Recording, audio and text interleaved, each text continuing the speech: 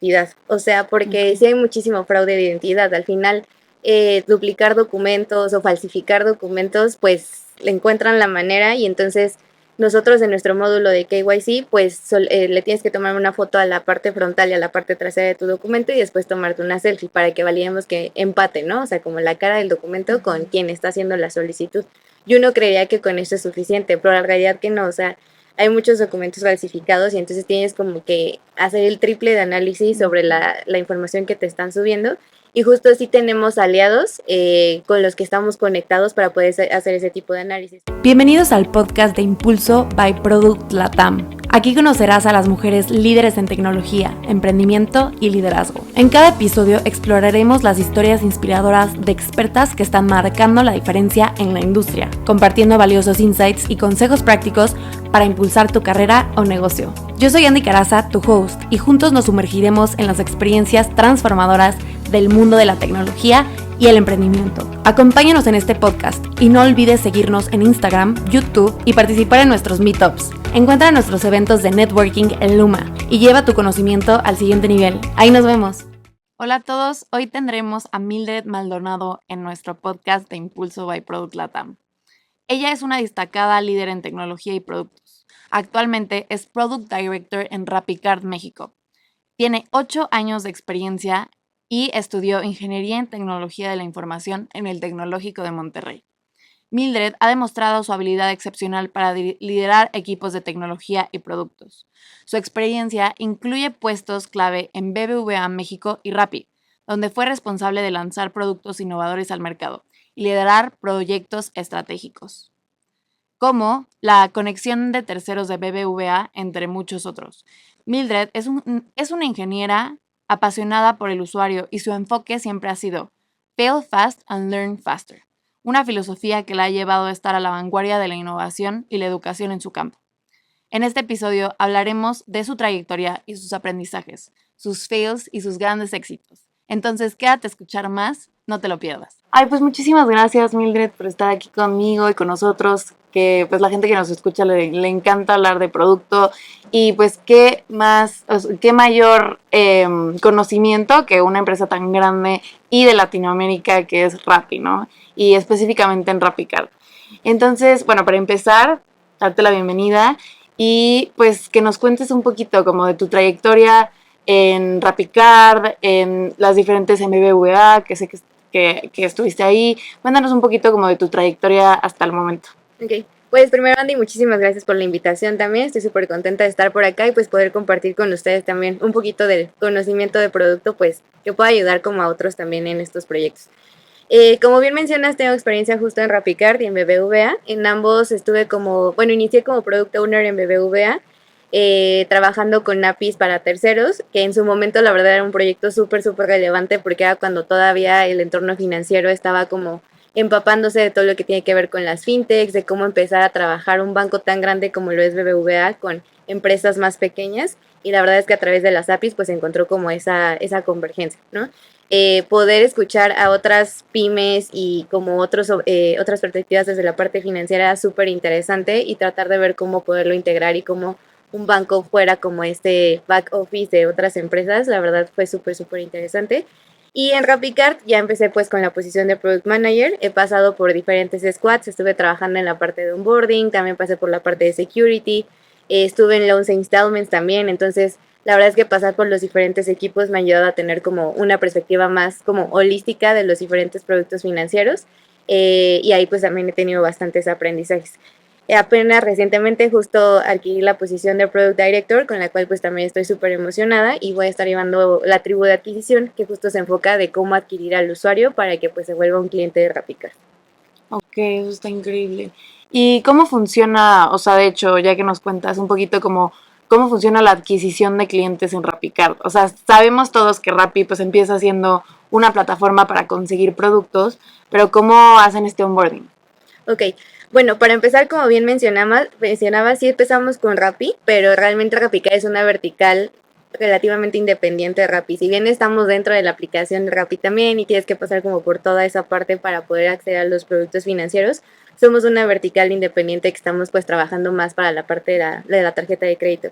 En la parte de adquisición tenemos un modelo súper complejo, o sea, porque no solamente es la parte de productos, sino que también tenemos que trabajar muchísimo de la mano del equipo de growth, que al final ese equipo se encarga mucho de perfilar a los usuarios, o sea, como de tratar de decir, a ver, este segmento de usuarios creo que va a ser el adecuado para poderlos traer.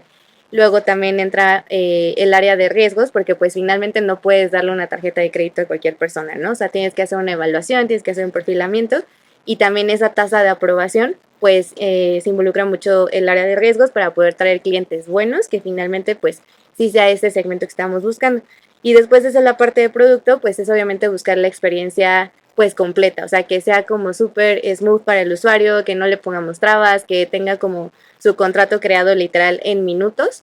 Y pues básicamente tenemos que hacer todo un análisis, o sea, tenemos toda la parte de KYC, muy de la mano de riesgos también, tenemos la evaluación de riesgos en sí y ya la creación del contrato como tal para que al usuario le podamos decir, oye, ya tienes aquí tu producto y ya puedes empezar a utilizar tu tarjeta digital.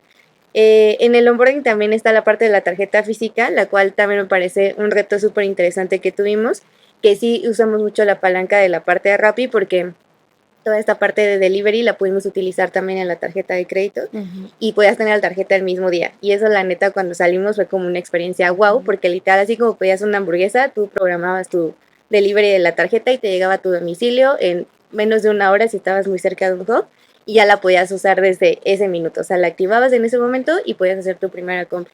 Entonces, toda esa parte como puede generar una experiencia wow para el usuario para que él mismo diga, qué padre, o sea, ya esto no es un banco tradicional, ya no tengo que irme a pagar físicamente a una sucursal, todo lo puedo hacer digitalmente y desde mi celular. Fue como el core para poder lanzar. Ok, está increíble. Y bueno, del lado positivo, ¿no? Me imagino que han de haber miles de barreras, o sea, de alguna forma, pues los mismos usuarios no han algunas veces tenido otra tarjeta anteriormente. Entonces, bueno, en general, ¿cuáles han sido esas dificultades con las que se han enfrentado en Rápica? Sí, pues uno justo es la tasa de aprobación. O sea, finalmente tú puedes traer un universo de usuarios gigante, pero eso no te asegura que ese 100% de usuarios pues lo vas a poder aprobar. Como bien mencionas, hay un universo muy importante y yo considero muy explotable, pero todavía falta ver cómo poderlo transformar en un cliente de esos usuarios que no han tenido una tarjeta de crédito antes. O sea, cómo los evalúas si no hay absolutamente ningún histórico crediticio para que tú puedas decir, es un buen cliente o es un mal cliente, ¿no? Entonces, ese sí ha sido un reto súper, súper grande porque cuando consideramos que ya trajimos como una base lo suficientemente buena, termina siendo que no, ¿no? O sea, solamente un porcentaje bajito de ese universo que traemos termina siendo aprobado y finalizando la solicitud.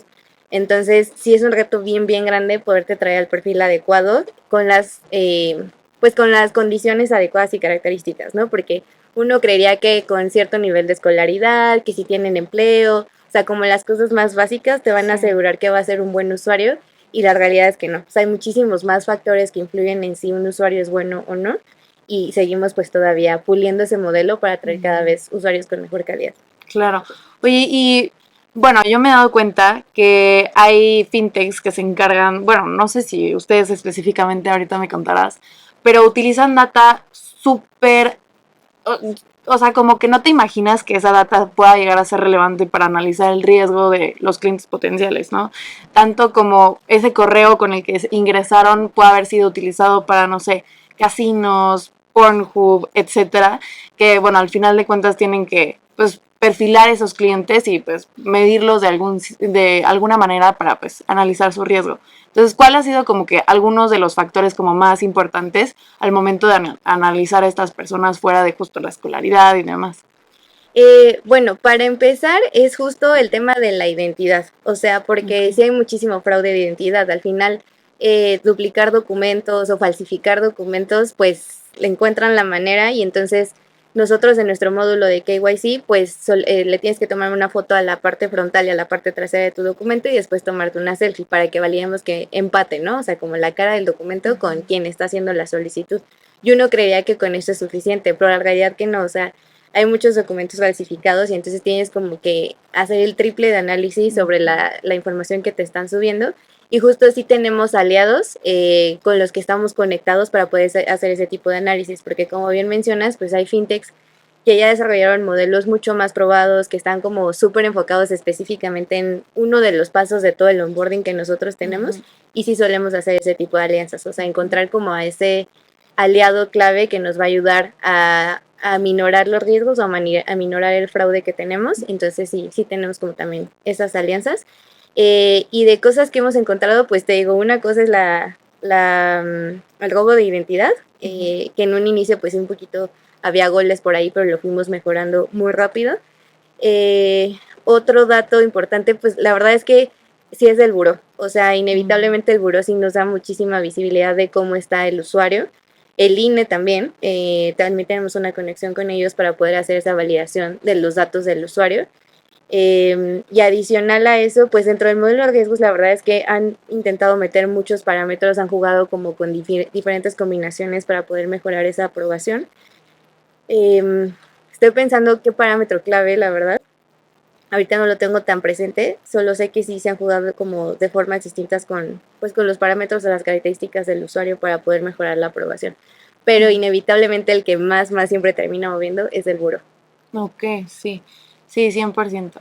Y bueno, ahorita que mencionas el hecho de tener partners o tener como estos proveedores que te ayudan a, pues, no hacer todo tú, creo que ese es un punto súper importante también para los emprendedores. Hay empresas grandes que lo utilizan. ¿Y cuál es tu perspectiva? O sea, ¿en qué momento decides qué haces tú de cero? O sea, que RappiCard haga todo un KYC, desde manejo de identidad hasta, pues, buro de crédito, por ejemplo, que pues creo que es imposible. Pero ¿en qué momento pues deciden eso? O sea, ¿qué es una API externa y qué termina siendo algo que ustedes desarrollan? Pues mucho influye el tiempo, o sea, la verdad es que la velocidad a la que vamos y a la que trabajamos para hacia adentro de RappiCard es muy rápido todo. Y mucho influye eso, o sea, si necesitamos ya hacer una liberación de una nueva feature y nos surge traer más usuarios o tenemos como ciertos deadlines, pues va a influir mucho si nuestros desarrolladores lo pueden hacer en tiempo récord y vale la pena hacer esa inversión, o mejor justo hacemos una alianza con alguien que ya tiene toda esa expertise, que también ya pasó por A o B casos en producción y ya saben qué cosas pueden suceder, y nosotros nos ahorramos como que todo ese tiempo y mejor pues vamos con alguien que ya tiene más expertise. Ok, claro. Y Product Latam es una comunidad de más de 5,000 miembros en producto, tecnología, diseño y growth en Latinoamérica. Aquí creamos contenido, eventos y oportunidades para conectar con líderes de la industria, aprender y crecer juntos. Impulso by Product Latam es nuestra subcomunidad dedicada a empoderar a mujeres en tecnología y promover la igualdad de género en puestos de liderazgo. Estamos presentes en 8 países en Latam, siendo México, Argentina y Colombia algunos de los principales hubs. Únete a nuestra comunidad y sé parte del movimiento que está transformando la tecnología en Latam. Con eventos, contenido y redes de apoyo, Product Latam es el espacio ideal para que contribuyas y crezcas junto con profesionales de clase mundial. Solo faltas tú. Y en cuestión de, bueno, expertise, me imagino que pues la tarjeta al momento en el que fue nueva, pues era algo como que parecía ser una oportunidad, a lo mejor podía ser como, bueno, nos salíamos con alguien más, traemos una tarjeta, etcétera. Sé que tienen, o sea, una alianza con Visa, ¿no? Me parece. Así es. Pero ustedes, o sea, ¿cómo vieron esta oportunidad en el mercado? O sea, siendo un merchant, o cómo lo podrías decir, como un repartidor. ¿Cómo encuentran esta oportunidad? La realidad es que en Latinoamérica toda la parte de fintech es un mercado súper fuerte. O sea, la realidad es que para bien o para mal los bancos tradicionales no han logrado cubrir las necesidades de un mercado latinoamericano, donde la realidad es que el porcentaje de personas que tienen cierto nivel socioeconómico pues es bajito. O sea, son muy poquitos los que están en un estrato alto, y es mucho más el porcentaje que no tiene acceso a servicios financieros. Entonces, es un mercado muy explotable en ese sentido, porque tienes mucho que explorar para poder cubrir ciertas necesidades sin pasar por procesos tan largos, con tanta documentación que las personas a veces ni siquiera tienen. Entonces, una clave fue eso, ¿no? Porque además, pues Rappi tiene presencia en diferentes países de Latinoamérica, está en Colombia, en Perú, en Argentina, en México. Entonces, como ver cómo funcionaba a lo largo de esos países, pues definitivamente influyó en poder tomar la decisión de vamos a explorar esta nueva vertical fintech. Claro. Ok. Y bueno, entre las verticales que tiene Rappi, o sea, ¿dirías que es una de las más fuertes o se irían más como por la parte más natural Como de más del Rappi? e-commerce. Sí. Yo considero que sí es una de las más fuertes, o sea, la realidad es que para empezar la velocidad a la que se implementó en los diferentes países, o sea, liberamos en 5 países en como 6 meses, y productos que al final, si bien eran la misma tarjeta de crédito, tenían sus particularidades, porque también eso es algo súper importante, o sea, en la TAM uno cree que puede liberar un producto en México y a lo mejor va a ser exactamente lo mismo para Colombia o para Brasil, y la realidad es que no, o sea, cada uno de los países de la TAM son bien, bien diferentes y aunque sea exactamente el mismo producto, pues le tienes que hacer como ajustes, tropicalizarlo a lo que necesita cada audiencia. Entonces yo siento que sí es una de las verticales más importantes, pero como te decía, como que son enfoques bien diferentes. O sea, una parte es la línea fintech, otra parte es la línea de restaurantes y todas las demás verticales que tiene Rappi. Entonces no estoy segura de si sería lo ideal comparar una con la otra porque buscan objetivos muy, muy distintos. Claro. Y por ejemplo, ya en específico en RappiCard, el, el producto en sí se desarrolla todo en México o justo, o sea, se tropicaliza en diferentes equipos de producto en pues, diferentes países o realmente o sea, se centraliza en algún país. Pues mira, teníamos, porque justo cambiamos la estructura, pero teníamos una estructura global centralizada de producto y de tech que le daba servicio a todos los países. Y esa como unidad centralizada en realidad estaba compuesta de los diferentes países, o sea, podía haber un product manager de Colombia, otro de México, otro de Perú, y a su vez los desarrolladores igual, o sea, como venían de todos los países y nada más conjuntábamos más en una unidad central que le daba servicio a todos los países. Entonces, lo que estaba más local eran las áreas de negocio. Y eso ayudaba bastante, porque las áreas de negocio pues nos traían esa visión de, no, pues en México se necesita esto, no, pues que en Colombia le vamos a empujar más esto, en Perú esto, en Chile esto. Entonces, más bien las áreas de negocio un poco definían la visión de hacia dónde querían apuntar el producto y entonces ya nosotros como unidad central de producto definíamos cómo desarrollar esa necesidad, de qué forma estaríamos ayudando al cliente, entonces, pero era como una unidad central, por así decirlo, que le daba servicio a todos los países. Claro, ok. Y en cuestión de lo que llega a ti como producto del lado de business, ¿qué es realmente lo que, o sea, un product manager o un product director necesita de, pues, estas áreas como más centradas en, pues, lo que se necesita en el negocio? ¿Qué es eso que te entregan o te piden directamente para, pues, tú desarrollar y elegir hacia dónde va a ir el producto? Pues para empezar, un dolor del usuario, o sea, ellos nos ayudan bastante a identificar qué es eso que le está doliendo al usuario o que le hace falta para poder cubrir esa necesidad, pero sobre todo números. Es bien, bien importante que vengan con números, porque yo creo que muchos de los product managers que nos van a escuchar saben que siempre te piden la carta Santa Claus y quieren 50 cosas, pero pues hay una capacidad finita y cómo logramos que nos traigan la información suficiente pidiendo métricas siempre, siempre. O sea, porque dolores del usuario creo que siempre van a existir, o sea, siempre hay necesidades adicionales que cubrir, pero cómo saber cuál sí vale la pena y cuál no, pues trayendo números, ¿no? O sea, cuántos usuarios vamos a impactar, de qué manera vamos a mejorar el NPS, como diferentes métricas con las que podamos tener visibilidad de qué realmente vale la pena hacer y qué es un nice to have en realidad. Ok, yo esto sí no lo sé para nada, pero o sea, ¿cuál sería como que, siento que nosotros en producto tenemos muchos datos, ¿no? O sea, ¿cuáles son esos productos que nosotros podemos no llegar a tener, pero que del lado de business sí llegan a tener? Yo creo, eh, es una muy buena pregunta. Es que siempre creo que es una muy buena combinación entre negocio y producto poder desarrollarlo mejor, pero cosas que llega a tener negocio y a lo mejor del lado de producto no tanto, son temas tal vez de rentabilidad. O sea, porque creo que producto se mueve más con otras métricas y las áreas de negocios se mueven muchísimo con la parte de rentabilidad. Entonces, yo creo que esa parte es la que ellos pueden nutrir bastante. O sea, como esto genuinamente nos va a traer más rentabilidad porque podemos generar X cantidad por usuario, disminuir el CAC, entre otras cosas. Yo creo que eso es lo que las áreas de negocio harían. Sí, y no sé si lo has pensado, pero igual lo he visto así. ¿Eres un emprendedor o profesional que busca crecer su marca personal y posicionarse como líder en su industria? En Circles by Product Latam te ayudamos a lograrlo con las herramientas y oportunidades necesarias para destacar de manera estratégica y auténtica.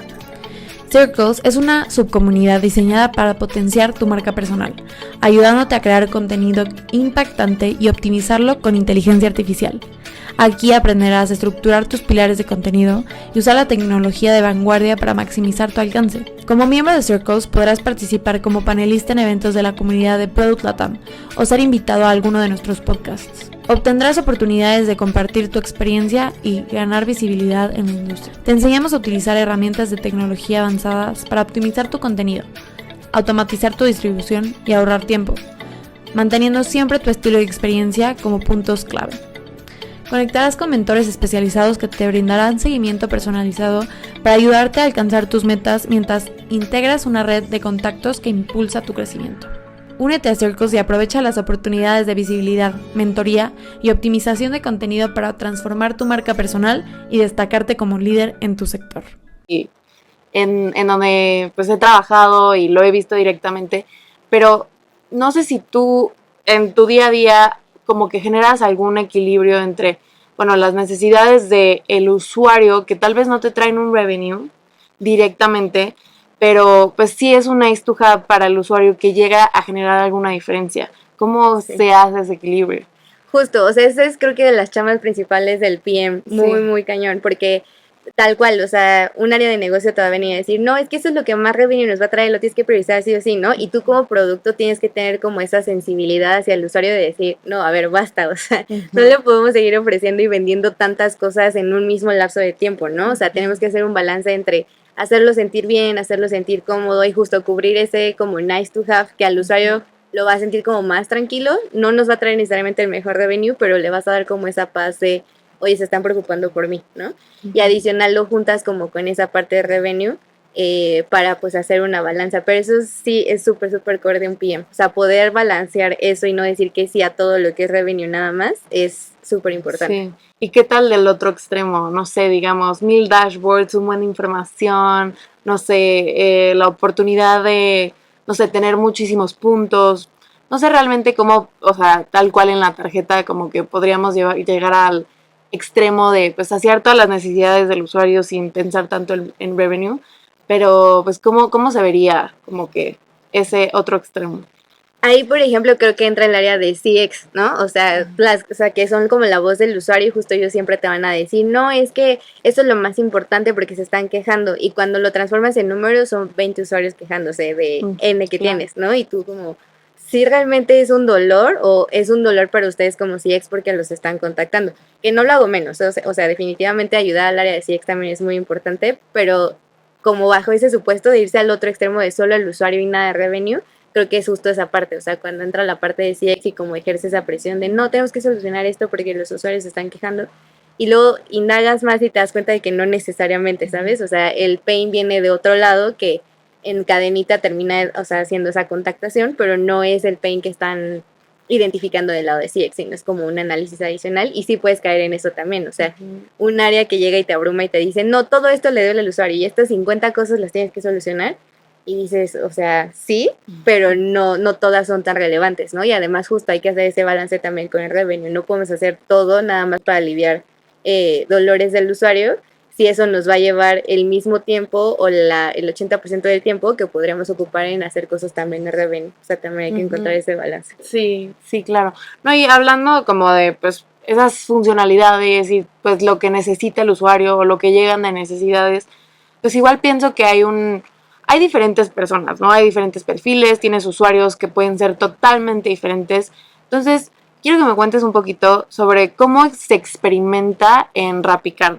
¿Qué hacen para poder, no sé, experimentar con algunos usuarios? No sé si todos los usuarios tengan la misma aplicación, tal vez es diferente, o cómo generan como que estas pruebas en donde pues algunas funcionalidades son probadas o pues algunos usuarios ni siquiera llegan a tener estas funcionalidades.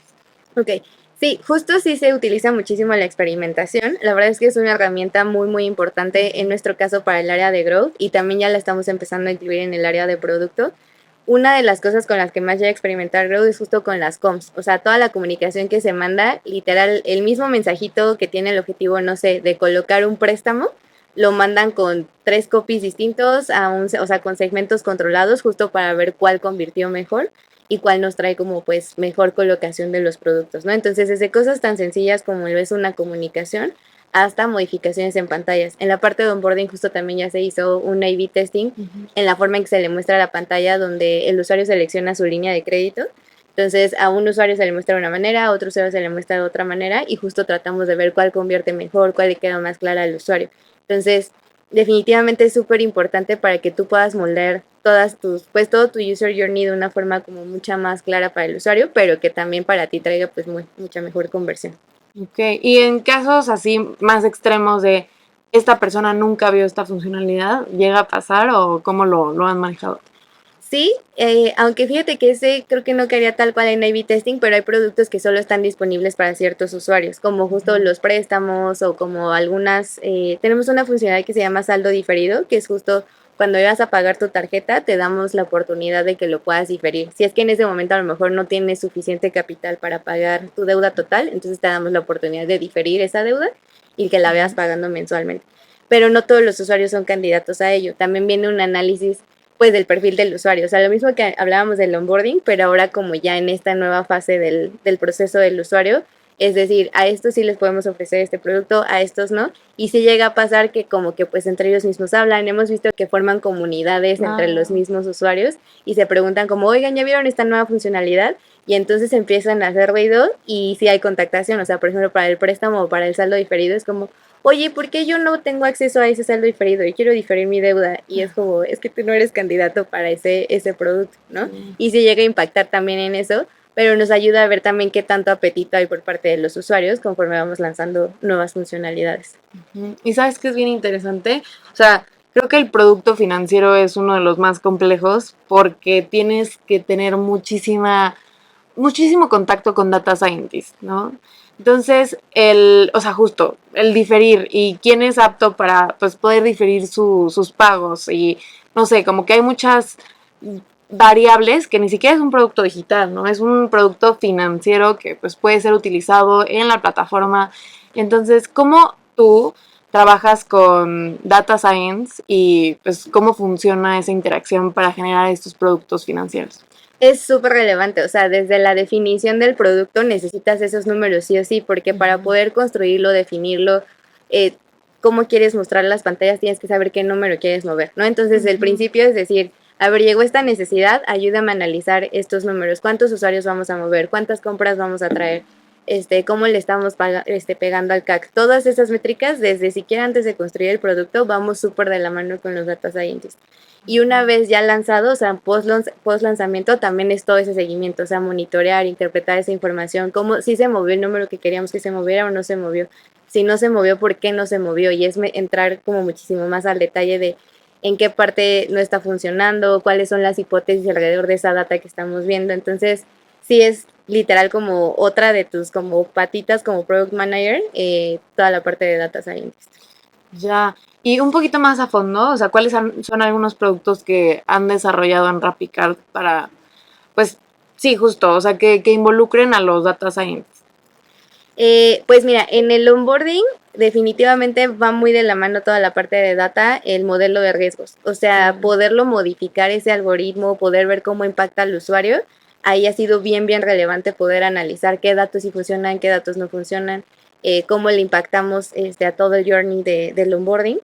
En la parte, bueno, cuando estuve llevando justo loans e installments, también ahí podíamos ver con los data scientists qué tanto estábamos moviendo por temporalidades, cómo diferían las compras, y si influía o no, por ejemplo, cosas como el Buen Fin o el Hot Sale. O sea, ¿eso de verdad influye en mover el número o no? Y si sí influye, ¿qué podemos tomar de eso para aplicarlo en el día a día y que también difieran más? ¿En qué otros proyectos lo hemos utilizado? Que realmente todos los proyectos se mueven como con data, nada más con una diferente perspectiva, dependiendo de qué es lo que quieras mover, ¿no? También en la activación de la tarjeta, o sea, muchas veces sucede que sí la piden y les llega y todo, pero por alguna razón no la activan. O sea, ya la tienen en sus manos y no la activan. Entonces también es empezar a hacer como ese análisis de qué porcentaje de usuarios se están quedando así, cuántos es por temas técnicos, cuántos de verdad es porque están tomando la decisión de no activarla, y con eso pues empezar a tomar decisiones de mejora. Ok, ya. Y en cuestión ya como de la plataforma en sí. ¿Tu empresa está lista para alcanzar el siguiente nivel? Sapien es tu aliado estratégico para impulsar el crecimiento y la innovación de tu negocio en cada etapa. Desde diseño web, desarrollo de aplicaciones, hasta branding, naming y estrategias de marketing basadas en datos. La metodología de Sapien no solo se basa en suposiciones, implementan estrategias respaldadas por datos que garantizan un crecimiento exponencial y sostenible, asegurando que cada decisión esté orientada al éxito. Mantente a la vanguardia con las soluciones de tecnología y de automatización, desde la optimización del contenido hasta el desarrollo de campañas de alto impacto. ¿Tienes un negocio en fase inicial? El programa de incubadora de Sapien está diseñado para startups y pequeñas empresas que buscan maximizar sus ingresos con estrategias eficientes y personalizadas. Ya sea que necesites una nueva identidad de marca o una estrategia de crecimiento o desarrollo de tecnología de punta, en Sapien se crean soluciones personalizadas para llevar tu negocio al siguiente nivel. ¿Qué esperas? Te dejamos el link en la descripción. Nunca he utilizado la tarjeta, nunca he visto la plataforma en sí, uso mucho el e-commerce, pero ¿cuáles son algunas de las funcionalidades en sí que pues son útiles para los usuarios? ¿O qué has visto tú que es como que lo que más utilizan? ¿Y cómo te diste cuenta? Ok, bueno, para empezar, parece algo muy básico, pero la visualización de sus movimientos, o sea, de la forma adecuada, hay una aprehensión financiera a tener como el control de esa información y que en cuanto haces una compra se refleje. Y se refleje en el comercio que tú dijiste y que haya como suficiente información para que tú sepas si esa transaccionalidad si es la que tú hiciste o alguien más ya te clonó la tarjeta, ¿no? Esa es una. O sea, la interacción con el wall de movimientos es crucial. Y la forma en que se los presentas también es súper, súper importante. Enfatizo justo el tema de la información, porque no sé si te ha pasado que a veces haces compras, no sé, en la tiendita de la esquina con la tarjeta, pero su razón social no tiene nada que ver con cómo se llama la tienda. Entonces tú ves el movimiento y dices, ¿qué onda? ¿Qué es esto, no? O sea, ¿quién hizo esta compra? Entonces, mostrar esa información de la forma correcta ha sido súper importante para reducir contactación, porque es como de lo más, pues usado en la parte del financiero. Otra cosa es la tarjeta digital, porque pues al final ya casi no sé, un porcentaje como el 80-90% de las compras pues se hacen en e-commerce, ¿no? O sea, ya no son tanto físicos, sino es en e-commerce y pues para eso se usa la tarjeta digital. Entonces también esa funcionalidad de que sea forma clara, la iteramos un montón. O sea, primero se mostraba de una forma, luego la mostrábamos en otra, hasta que más o menos dimos con el clavo, que básicamente era tenerlo desde la home, porque antes lo teníamos escondido como en una segunda pantalla. O sea, la primera pantalla del usuario, y para poder ir a la tarjeta digital tenías que hacer como unos cuantos clics para llegar. Y pues era un pain, porque siempre se contactaban de, oye, no veo mi tarjeta digital y necesito hacer una compra, y pues ya lo hiciste perder tiempo, a lo mejor ya no termina la compra. Esa es otra de las más relevantes. Y definitivamente todos los productos de diferimiento. O sea, creo que sí les da como ese respiro a los usuarios de decir, sabes que ahorita no tengo lana, necesito como pasar esto a meses y pues irlo pagando poquito a poco, ¿no? Entonces, el diferimiento en general, o sea, no diría que solo meses de intereses y con intereses, sino los diferentes productos de diferimiento que tenemos, como que sí les da ese respiro a los usuarios también.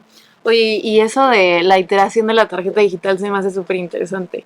¿Cómo fue? O sea, empezaron, o sea, una pantalla más y demás, pero ¿cómo se dieron cuenta, o sea, en cuestión de datos, en qué pantalla ponerla o cómo ponerlo? No sé si hay como que algún UX research o algo detrás como para llegar al punto adecuado o mucha experimentación.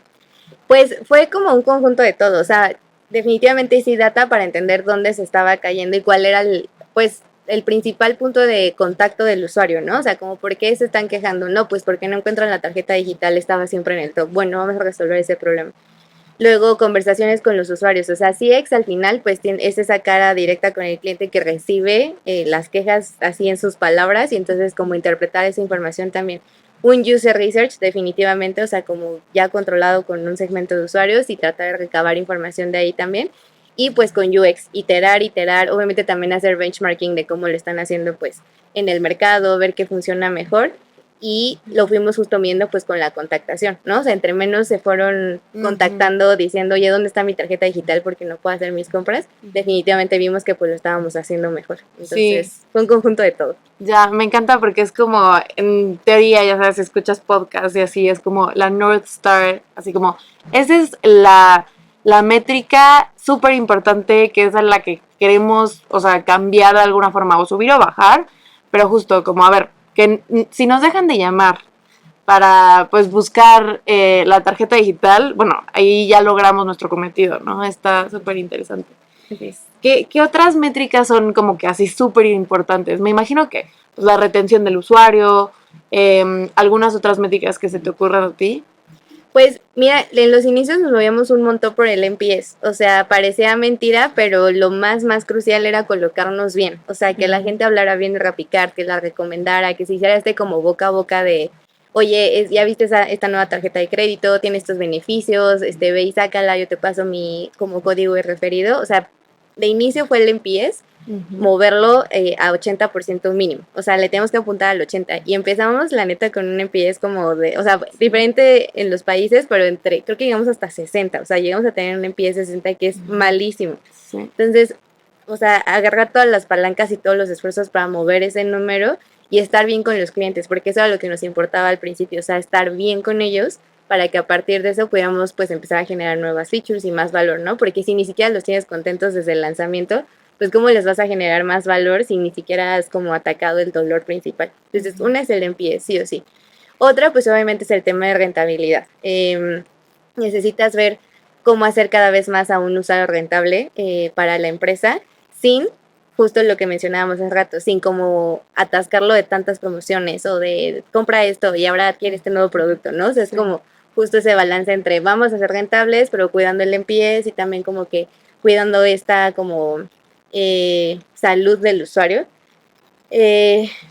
Tenemos, en realidad me parece, son como 9 indicadores principales, pero siento que son un poquito como más financieros, que pues es justo como disminuir el CAC, incrementar ingresos, los unit economics, el NPS, la tasa de aprobación, la colocación del producto, o sea, como que tenemos, digamos, 9 indicadores principales que siempre son los que queremos mover, pero abajo de eso se abren en muchísimos más dependiendo del producto que está desarrollando cada PM.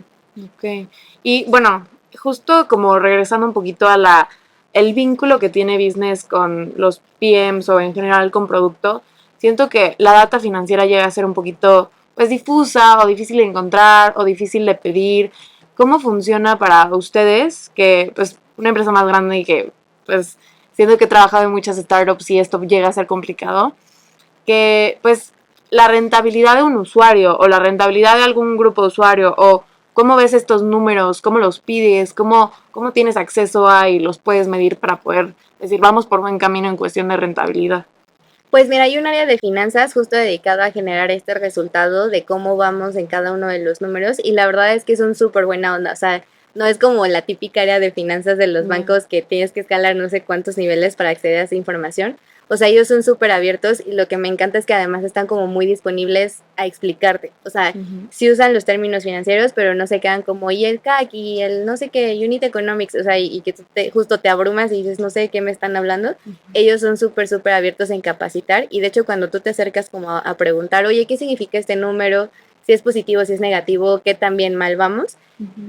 Ellos te capacitan tan bien como para que tú a su vez puedas capacitar a otras personas. Entonces, la verdad es que esa ha sido una palanca súper buena para permear ese conocimiento y pues para que también el área de producto le quede claro y sepa cómo está moviendo esas métricas. Sí, creo que es un poco el hacer flat un poco la organización. Es como, a ver, producto puede hablar con finanzas, finanzas puede hablar con algún ingeniero o, bueno, hay muchísima relación entre lo que está pasando en finanzas y lo que está pasando en Customer Success, ¿no? Customer Experience. Entonces sí, creo que ahí hay como que una línea, pues que se tiene que difuminar, ¿no? O sea, entre las diferentes áreas. Y en cuestión, por ejemplo, justo hablas del CAC. Siento que esto también involucra mucho el área de marketing. Sí. Entonces, bueno, tú hablas de growth, hablas de una tarjeta que pues a lo mejor no llegó siendo pues el producto estrella de Rappi y que pues tuvo que haber pasado por crecimiento, growth y obviamente marketing. Entonces, ¿cómo fue esa relación con el área de marketing con, no sé si están separados, pero con growth y pues tal cual el desarrollo del producto? De inicio, es que aquí influye mucho como los cambios de estructura que hemos tenido. Inicialmente hacíamos una estructura global que justo le damos servicio a los N países, pero luego como que se disolvió esa estructura global y la hicieron local. Entonces digamos que ya cada país tenía su propia área de producto y tech, o sea, ya localizados. Y entonces cuando viene ese cambio, la verdad es que de inicio hubo mucha fricción. O sea, como que ya estaban acostumbrados pues a ir un poco más solos, a que solamente se levantaba el requerimiento y ya se enteraban cuando estaba lista la feature. Entonces hubo mucha fricción al inicio, pero como cualquier cambio organizacional, ¿no? O sea, los cambios como que un poco te abruman o te espantan y no sabes qué va a suceder. Entonces al principio hubo fricción y como que no había una comunicación tan clara o tan buena, pero la verdad es que ha ido mejorando bastante y eso justo ha ayudado a que movamos juntos como las métricas. Entonces, cuando vamos a definir una nueva feature o vamos a lanzar algo para el usuario, siempre es también como de la mano con ellos, o sea, con growth y con marketing, para decir, bueno, vamos a hacer estos esfuerzos en conjunto. Yo de mi lado lanzo este plan de comunicaciones, así es como queremos acercarnos al usuario, mientras ustedes hacen el lanzamiento de la feature y lo hacemos todo en conjunto, pues para ver cómo sí movemos ese número. Y específicamente en el tema del CAC, justo hay un área que se llama adquisición, que también está del lado de growth, que se encarga justo de eso, o sea, de ver cómo traernos volumen de usuarios, pero un volumen de usuarios que sea el adecuado, ¿no? Lo que hablábamos hace rato, tú puedes conseguir 1 millón de usuarios, y más en este país que somos muchísimas personas, pero de nada vale que consigas 1 millón de usuarios si de ese millón vas a poder aprobar solamente 500, ¿no? Sí. O sea, esa conversión no es nada. Entonces, justo la adquisición también trabaja en eso, o sea, como qué parámetros también vamos a usar para tratar de seleccionar mejor esas poblaciones que le damos a producto para que autorice, a qué otros segmentos podemos empezar a entrar para que también empecemos a traer gente de esos nuevos segmentos. Entonces sí es un trabajo súper colaborativo de decir, vamos a mover estos números, ustedes definan como la feature de producto y luego junto con el lanzamiento de la feature nosotros traemos una estrategia justo de marketing y de comunicación que conjunte pues para poder mover el número lo más que podamos. Ok, súper. Y en cuestión de la diferencia, sé que es un poco lejano, pero la diferencia entre pues marketing y growth, o sea, creo que no lo he tocado en ningún otro podcast y se me hace interesante. ¿Cómo, o sea, cuál es la relación de producto con growth y producto con marketing? ¿Cuál es esta diferencia? Mira, con Growth definitivamente siempre es la parte de rentabilizar al usuario, sí o sí, o sea, es como su meta principal y entonces es lo que siempre están bajando hacia producto, de rentabilizar, como sea, pero hay que rentabilizar. Y en la parte de marketing siento que es más, de hecho estamos un poco más alejados de marketing ahora que lo preguntas.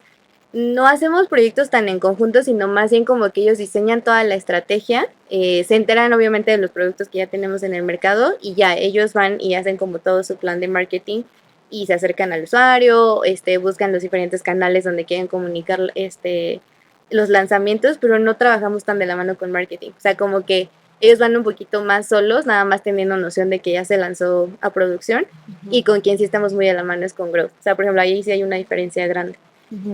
Y no estoy segura si yo soy la persona para responderte Sí, la exacto. pregunta entre la diferencia de growth y marketing, pero la voy a Sí. responder desde la perspectiva de producto. O sea, justo con growth vemos todos estos temas de rentabilizar al usuario y todo un life cycle del usuario. O sea, no nos quedamos nada más con cómo traerlo y demás, sino cómo lo hacemos que permanezca, cómo lo hacemos que siga usando la tarjeta, o sea, como el journey completo del usuario, eso se ve con growth.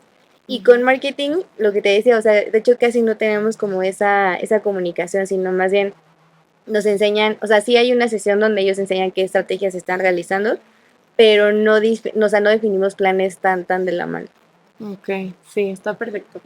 Y bueno, regresando un poquito al modo de trabajo, un poquito como lo que platicábamos, ¿no? Que es súper importante para Rappi, la agilidad y la rapidez de, pues, entregar productos, sacarlos, experimentar. O sea, que realmente ese proceso como para sacar estos productos, o sea, tan ágil, tan rápido y poder decir, ok, vamos por buen camino, o es, ok, vamos a iterar. Uno es la estructura como del equipo como tal. Nosotros estamos compuestos de, o sea, cada squad tiene que tener sí o sí un product manager, un engineering lead, que básicamente es su par del lado de tech, los devs que tenemos from back y el QA. Entonces, para empezar, la mancuerna entre el engineering lead y el product manager tiene que ser, o sea, es crucial. Si ellos dos no tienen una buena mancuerna, se permea hacia el equipo y ya valió esa feature, o sea, no va a avanzar a la velocidad que tiene que avanzar. Entonces, de inicio es ese entendimiento entre estas dos figuras para que el product manager sea capaz de transmitir la necesidad del por qué, o sea, por qué tenemos que hacer esto y a qué le vamos a mover, y del engineering lead de cómo sí entender esa parte de negocio, pero al mismo tiempo dar este feedback de tech de está muy padre tu idea, pero nos va a tomar tanto tiempo, ¿no? O sabes qué, sí se me ocurre una forma en la que la podemos hacer en tiempo récord y hacer esa mancuerna de ir definiendo cómo poder lanzar las cosas. Entonces, de inicio, eso es crucial. O sea, que esa comunicación entre tech y prod sea muy buena para poder mover al equipo como se tiene que mover. En segundo lugar, la comunicación. O sea, si no comunicas tú bien la visión hacia los devs que están finalmente construyendo la feature, los tiempos se van a alargar. O sea, alguien va a tener una cosa, otro va a tener otra cosa, y luego al momento de integrar todas las partecitas, pues no va a dar el resultado que tú estabas esperando. Y la última es también tenerlos involucrados en toda la visión organizacional, porque siento que a veces sucede que solamente a los PMs los meten en todas estas conversaciones de las métricas que hay que mover, de cómo va el negocio, y no se le da visibilidad al resto. Y entonces te como que nunca se entera de qué está pasando, si lo que hicieron sí funcionó o no funcionó. Y me he dado cuenta que darles esa visión a ellos funciona un montón. Cuando hemos hecho el lanzamiento de features y ya están en producción y funcionan muy bien y vemos que convierte bien el usuario y les enseñas esos resultados, se emocionan muchísimo. O sea, es como mi trabajo, o sea, mi trabajo sí dio frutos y estamos trayendo más usuarios y sí logramos mover lo que yo quería mover. Entonces, también es como darles ese chance de enterarse como de esa parte de negocio, por así decirlo, y que ellos sientan como ese sentido de pertenencia también, ¿sabes? O sea, como también es mi producto, no nada más lo construí, sino soy parte de algo.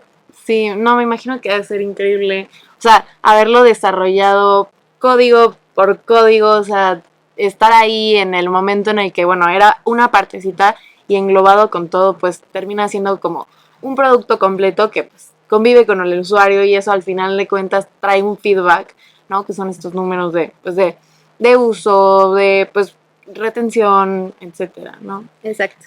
Sí, pues me gustaría como que un poquito para cerrar, que nos cuentes cuáles son como que algunas herramientas que utilices y que puedas recomendar como para personas teniendo en cuenta que pues son emprendedores, son personas que quieren llegar a puestos como los tuyos, como el tuyo, o pues al final de cuentas están aprendiendo y quieren pues aprender de ti, ¿no? Ok. Bueno, una cosa que parece muy sencilla, pero la verdad a mí se me cambió bastante la forma en que organizaba yo mis cosas, es nosotros ya todo lo hacemos en la computadora, la verdad. Sí.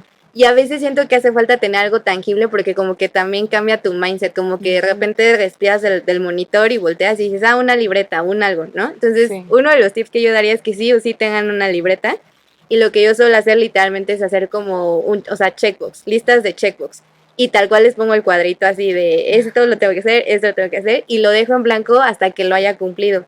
Y eso mentalmente y visualmente me ayuda un montón, porque entonces cuando yo volteo a ver la libreta digo, de 20 pendientes ya hice la mitad, o de 20 pendientes no he hecho nada, ¿no? Entonces como que te da un poquito ese sentido de urgencia de decir, me tengo que mover o todavía tengo chance de como aplazar esto un poco más de tiempo. Entonces uno de mis tips de organización sería eso, ¿no? Tener algo más tangible y como tener ese listado de cosas que tienes que hacer. Y en temas de crecimiento, pues definitivamente siempre es dar más. El otro día justo estaba platicando con mi novio, él también ya es manager, y lo escucho mucho decir esto que creo que es muy, muy real. Uno cree que por hacer su trabajo es suficiente, ¿no? O sea, por cumplir con tus responsabilidades es suficiente. Pero la realidad es que hay muchísima gente que cumple con sus responsabilidades. Eso no es suficiente para destacar. O sea, para destacar tú siempre tienes que ir más allá, tienes que hacer como un pasito más, involucrarte más. Y lo que sí es que involucrarte más no quiere decir quedarte 10 horas más y tener burnout. O sea, eso no es involucrarse más. Involucrarse más es de verdad interesarse por otras áreas, cómo tu proyecto también puede empatar con otros squads y como ir investigando más de toda la organización para que tú también tengas ese conocimiento como cross y sepas cómo mover diferentes palancas, ¿no? O sea, no te quedes nada más como con la visión de una cajita, sino ver el panorama completo para que eso más adelante pues también te dé las herramientas de poder crecer. 100%. Ok, ¿alguna herramienta más o algún libro, algún podcast que quieras incluir? Pues mira, hay un libro que se llama Crucial Conversations, que creo que es súper, súper bueno, porque al final es de esas soft skills que nadie te va a enseñar, más que en la vida, yo creo. Pero creo que ahí vienen muy, muy buenos tips para poder manejar situaciones difíciles. Esa también creo que es una herramienta muy importante para pues crecer en la empresa. Vas a tener que hacer manejo de conflictos y te vas a tener que enfrentar con stakeholders que no van a ser buena onda, que te van a gritar, que te van a decir que no a todo, y tú tienes que tener la inteligencia emocional para resolver ese tipo de conflictos. Entonces, ese libro creo que ayudaría bastante en ese tipo de soft skills. Ok, súper. Pues buenísimo. No sé si quieras, pues, dar algún contexto en donde te pueden encontrar, en donde te pueden buscar, saber más de ti, para que te sigan. Muy bien. Sí, pues en LinkedIn me pueden encontrar como Mildred Maldonado. Literal, ven a ver ahí una foto de perfil con el logo de Rappi de fondo. Entonces, es muy fácil que me encuentren. En Instagram me encuentran como Milimal, o sea, justo de Maldonado. Igual también por ahí me pueden seguir. Y pues nada, o sea, estoy muy contenta de poderles haber compartido un poquito de este conocimiento. Sí. No, y mil gracias, Mildred. En serio, creo que está súper completo este podcast y te agradezco muchísimo. Eso fue Impulso de Product Latam. Muchas gracias por habernos escuchado.